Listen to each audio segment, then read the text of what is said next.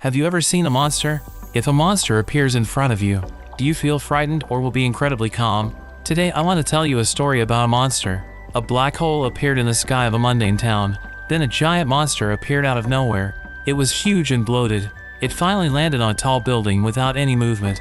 Then a small monster appeared on top of it. A mysterious man in black was in its mouth. Soon the town was informed of the monster's appearance.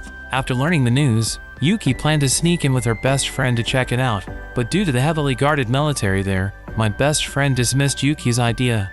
After class, Yuki was packing in the grocery room and glanced at the bike next to her, but when she came out, she found the bike parked at the door. Just as she was about to touch the bike, a man in white called out to her. It turned out that the owner of the bike was the white man, Tetsu. A look of disgust appeared on Tetsu's face, taunting if Yuki wanted to steal his bicycle. Yuki subconsciously said this bike seems to be moving. Then she saw an eye on the cushion. She couldn't resist her curiosity and touched it, so the bike instantly expanded and turned into a white monster. Tetsu's secret was thus discovered by Yuki, but Yuki did not feel afraid. She also learned that the monster's name was Senko. Senko can take anything in the world as food. If it eats a car, it can become a car. If it eats a bicycle, it can turn into a bicycle. Senko's main food comes more from its own kind. That is, the giant monster that appeared earlier. Yuki shared his snacks with Senko, but was warned by Tetsu, because Senko's transformation is also controlled by Tetsu. Eating something too complicated will create trouble when transforming. After Senko transformed into a car, Tetsu intended to send Yuki home. Midway, Yuki bought a pudding. Any food, Senko likes it very much.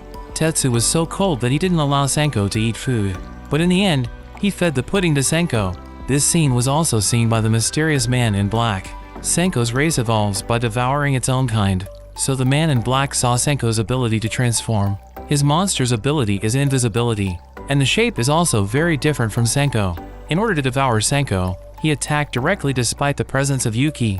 Senko turned into a nail gun and blew up a car on the side of the road, but the opponent's stealth ability also sneaked up on Senko. Tetsu, who is very experienced in combat, continued to control Senko into scissors and broke a tentacle of the opponent. Because of the painful stimulation, Senko was also slapped away by the opponent. Yuki didn't feel fear at all, but couldn't understand what was happening in front of her. Tetsu thought she was too much of a nuisance, so he told Senko to retreat for a while. The two of them had a conflict afterwards. Tetsu did not want to explain too much, which made Yuki very upset. On the way home, Yuki was confronted by a man in black. He told Yuki to tell Tetsu to meet him at the giant monster tomorrow, but Tetsu, who was not interested in anything, did not take this matter seriously, so Yuki was taken by the man in black as a hostage. The seemingly heartless Tetsu rushed over immediately after learning that Yuki had been captured, and Yuki still did not feel afraid.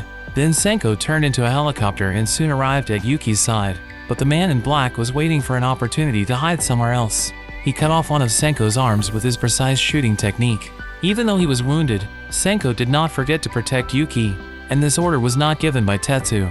The broken arm was quickly restored, but at the cost of one of Tetsu's arms. Senko swallowed Tetsu's hand, thus restoring his own arm.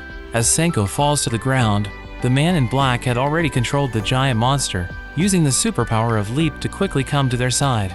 Senko, who was not of the same size, was only going to be devoured by the other side. Before being swallowed, Senko transferred the control from Tetsu to Yuki.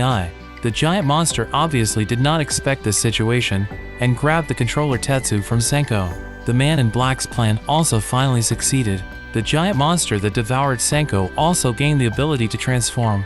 Just when he was overwhelmed with excitement, the control of the giant monster was taken away by Yuki.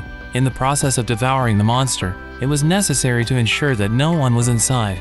The cute Yuki turned the giant monster into a large pudding. This body has no defense and combat ability, thus allowing the man in black to break into the giant monster from above. And the military also began to attack with artillery fire after seeing the monster in action. At once this monster became a living target, completely unable to resist. Luckily, Tetsu woke up Yuki in time, so the giant monster turned into a walnut. Because before Yuki gave Senko eat walnuts this thing, apparently the hardness of Senko can temporarily withstand the military fire, but the internal problems are very serious.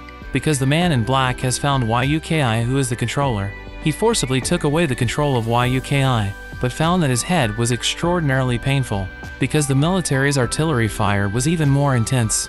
The damage done to the monster would feed it back to the spirit of the controller, and the man in black found that the giant monster could not be deformed. It turns out that Tetsu found the stomach acid tan that swallowed Senko. Tetsu saved it from it, not completely swallowed Senko, so the giant monster also lost the ability of Senko. This was unacceptable to the man in black, since the fire from outside was too fierce. The giant monster eventually died. When the man in black was about to retreat, Yuki took the baseball bat turned by Senko and knocked out the man in black. Finally, under the final shelling of the military, this giant monster was completely smashed into pieces. After experiencing life and death, the two did not feel a trace of fear, although Yuki was still the controller of Senko, but she turned Senko into Tetsu's arm, and so she let him possess Tetsu's body forever. Tetsu also accidentally had a magical right arm. The right arm can transform into various things at will. This is the end of the story. Anime named Cencoroll. Recommend you to watch the original film. If you like my video, please click a subscription.